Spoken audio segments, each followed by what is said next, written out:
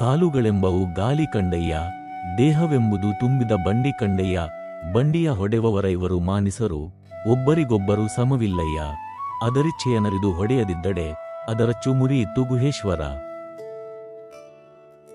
ಅಲ್ಲಮಪ್ರಭುಗಳ ಈ ವಚನವು ಮಾನವನ ಜೀವನ ಮತ್ತು ಆಧ್ಯಾತ್ಮಿಕ ಪಯಣವನ್ನು ಒಂದು ಬಂಡಿಯ ಅಥವಾ ಎತ್ತಿನ ಗಾಡಿ ರೂಪಕದ ಮೂಲಕ ಅತ್ಯಂತ ಗಹನವಾಗಿ ವಿವರಿಸುತ್ತದೆ.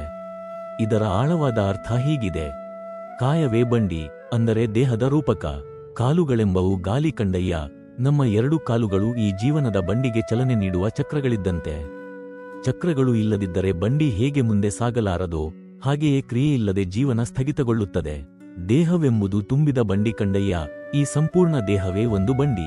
ಇದರಲ್ಲಿ ನಮ್ಮ ಕರ್ಮಗಳು, ಆಸೆಗಳು ಮತ್ತು ಸಂಸ್ಕಾರಗಳೆಂಬ ಹೊರೆ ತುಂಬಿದೆ.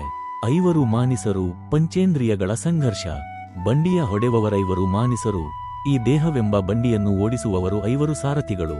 ಇವರೇ ನಮ್ಮ ಪಂಚೇಂದ್ರಿಯಗಳು: ಕಣ್ಣು, ಕಿವಿ, ಮೂಗು, ನಾಲಿಗೆ ಮತ್ತು ಚರ್ಮ.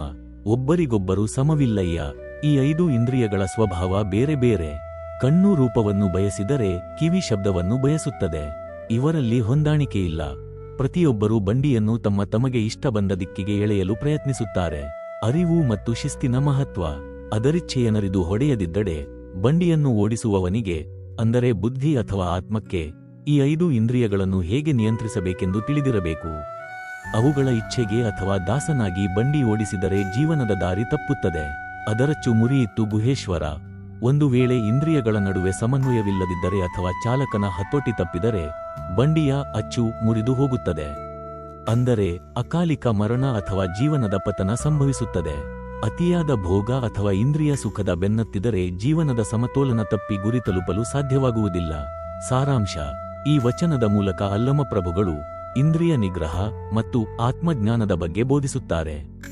ಮನಸ್ಸು ಮತ್ತು ಇಂದ್ರಿಯಗಳನ್ನು ಹತೋಟಿಯಲ್ಲಿಟ್ಟುಕೊಂಡು ಬದುಕಿನ ಉದ್ದೇಶವನ್ನು ಅರಿತು ಸಾಗಿದರೆ ಮಾತ್ರ ಜೀವನ ಸಾರ್ಥಕವಾಗುತ್ತದೆ.